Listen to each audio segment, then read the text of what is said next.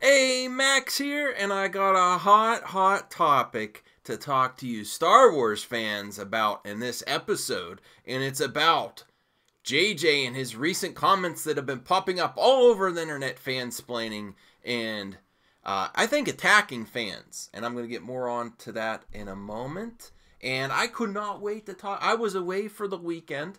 Sorry, not too much content, but we got a hot one today. So, I want to give the warning first. Warning! This video contains rumors, speculation, strong opinions, and a Mad Max. And I'm really mad because it's attacking fans. There's extremes to this debate about SJW in Star Wars. And it's there, and the real fans are left in the middle.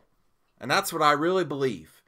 I don't care if you have an agenda just to have an agenda to put characters in there, at least make them good. And they're not good.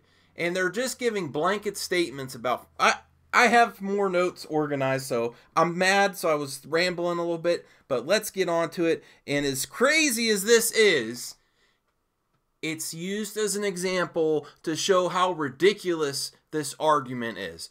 Are fans threatened by women? No, we're not. Princess Leia was an awesome character, and I'm putting them together in verses just to say how lame these characters are. Could it be that the characters are just not good characters?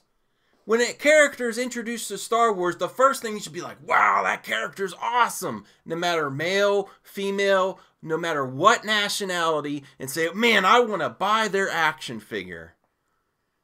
Man, that scene was so awesome. I can't wait to get... Who says I can't wait to get a Holdo action figure or a Rose Tico action figure? Nobody. That's the truth. When you saw Princess Leia with A New Hope, and you saw her first scene where she's going toe-to-toe with Vader, that's when you say, I want a Princess Leia action figure. Okay? It's as easy as that. That's really all you have to do, is look at the characters and say, are these characters cool? No, they're not. They're not cool. I'm not threatened by these characters. I want to forget them. Okay.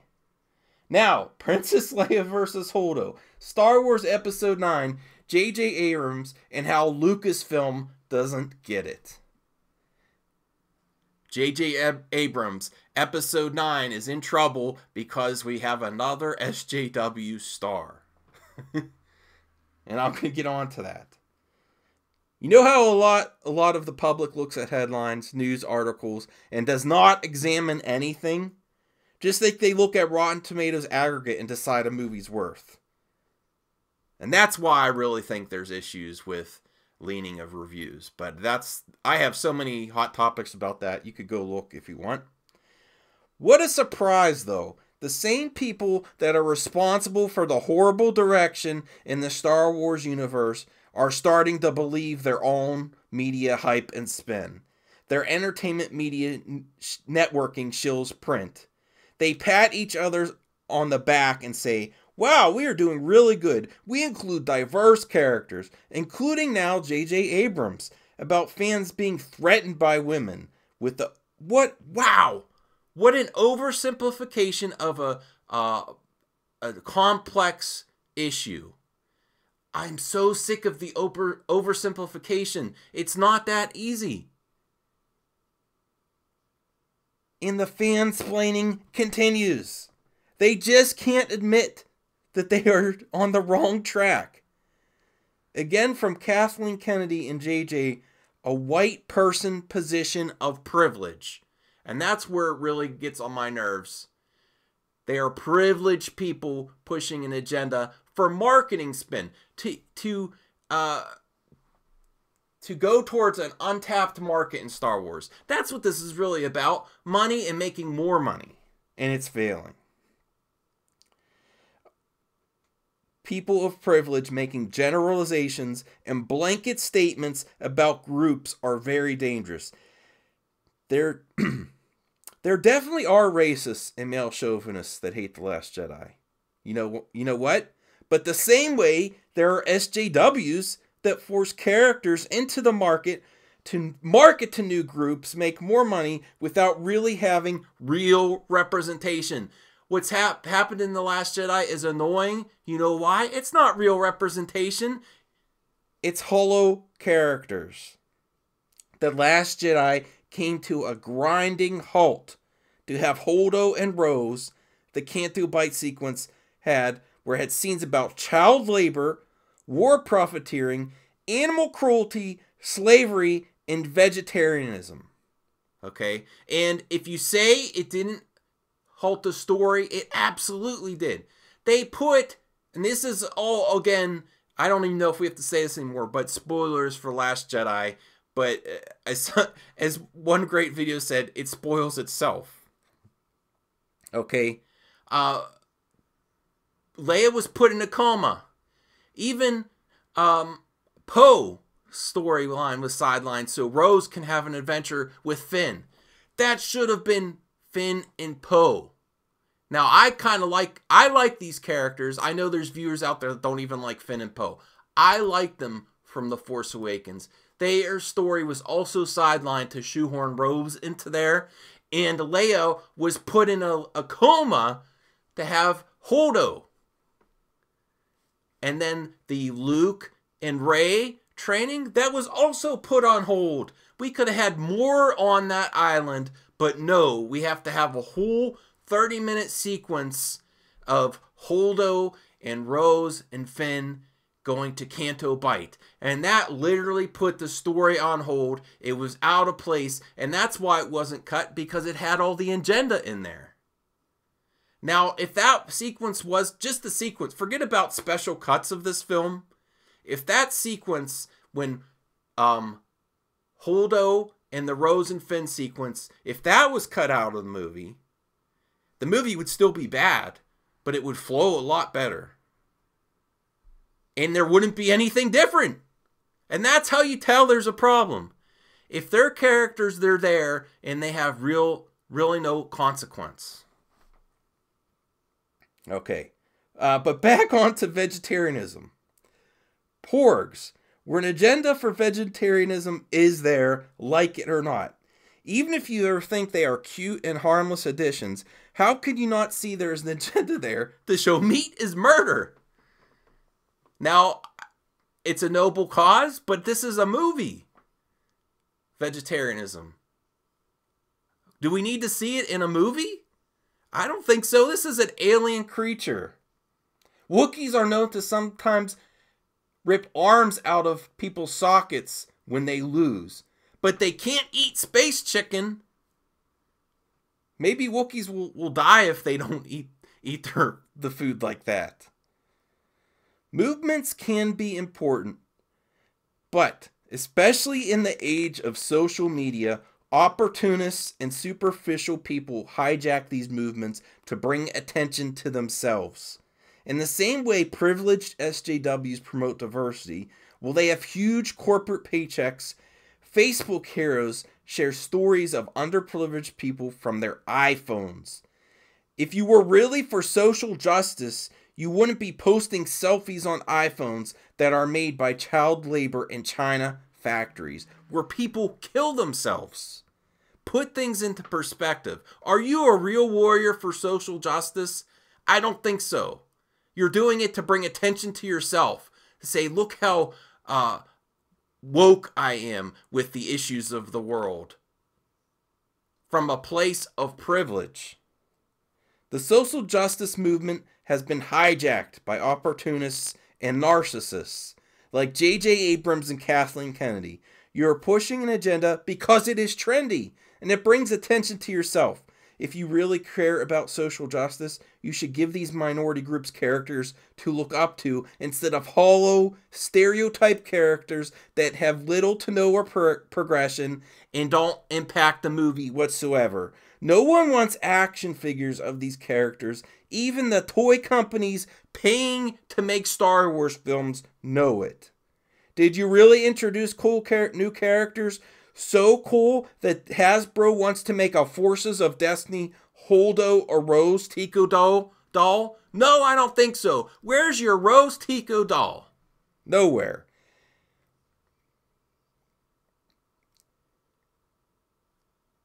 JJ, I really want to know where your Rose Tico figure is, honestly.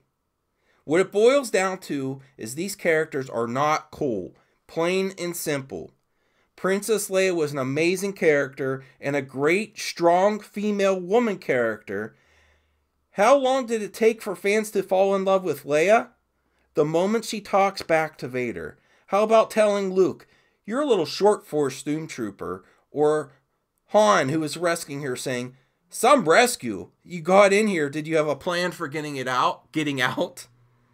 Somebody has to save our skins into the garbage chute, Flyboy. I fell in love with Leia. It didn't take long. Did you fall in love with Holdo or Rose? Tell me if there's someone out there that really fell in love with these characters, wanted the action figure, if you're so on board for this vision of Star Wars, please tell me. I want to hear from you. I don't know if you exist. Or Lando to Han. Why, you slimy, double-crossing, no-good swindler. That's the first lines we get from Lando. You have a lot of guts showing up here after what you pulled. How are you doing, you old pirate? So good to see you. Now, diversity has always been in Star Wars. We can always use more. But you know what? We could use more great characters. And that's what they haven't delivered on. It's pure, plain, and simple. We need great characters first. Make them whatever you want as long as they're a great character. Stop attacking fans for your shortcomings. You want to include diversity? Give them great characters. And stop dealing in absolutes. If you're against these characters, there's something wrong with you. There are people that are racist and male chauvinists. But that's not what the majority of people are upset about. It's that the characters are lame. How are you going to continue Star Wars if you can't deliver new, great characters? And I think fans are stuck in the middle. The SJW agenda marketing, and that's what they're doing. Focus groups and marketing strategies to show you make more money marketing to a new audience. So they really could care less. They just think if they have someone representative in an untapped market, it means more dollar signs. That's why they're not putting a lot of thought into these characters. They're just saying, oh, we can make more money if we have this minority group. Which, if you deliver on the character, go right ahead. But have them impact the story, have them have character progression, and have true representation. And you're not delivering there, and you're attacking the fans to try saying there's something wrong with all fans that don't like it. And that what they didn't count on is an intelligent audience. Minorities deserve representation, but not a hollow, superficial attempt. Not marketing spin to artificially promote diversity when in reality it's Hollywood shoehorning diversity with superficial and underdeveloped hollow stereotypical characters. And minorities can also recognize when something or someone really represents them or it is an attempt to cash in on their culture. That's all it is, was a cash in. They thought the Star Wars fanboys will show up no matter what, and we can create these hollow characters that don't have real progression to market to new people. And it's backfiring. They should have great stories, movies, and characters. But it's too expensive to put money into new ideas and true diversity in Hollywood. That's why you're getting all this trends of, oh, make them something else. No, minorities have waited long enough. They deserve true representation, real projects with new characters and great directors and storytellers. Not sloppy seconds. So in closing, I think Star Wars Episode 9 is in real danger because of J.J. Abrams, Kathleen Kennedy, and her story group being so reactionary. They believe their own media magic spin, and they are only reading the headlines and cannot admit their mistakes. So just how they were reactionary and pushed an agenda in The Last Jedi because of a small backlash from Force Awakens, the real fans are caught in the middle of two extremes of this battle, and it's not right. Fans should not suffer so SJW elite opportunists in Hollywood can exploit minorities and use it for monetary gains and a resume bullet point. Bring good characters, do your job, have someone write a compelling trilogy, and maybe we wouldn't be in this mess instead of making it up as you go along.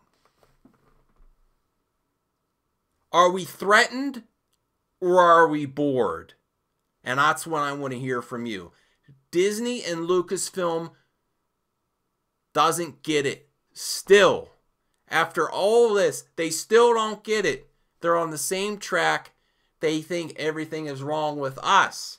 We need to be louder than before. We need to do more videos. We need to make more of a fuss every single day until Solo hits theaters. Don't let them spin the media where unfortunately the general public just looks at headlines and assumes the worst of the fan base. They're attacking the fan base. We need to attack back. Don't be silent now. Rant on, my friends, and do it louder than before. And this is where I want to say, you don't have to follow me anywhere. All I want from you is to join in the conversation and talk about a hot topic. Thanks for watching, guys.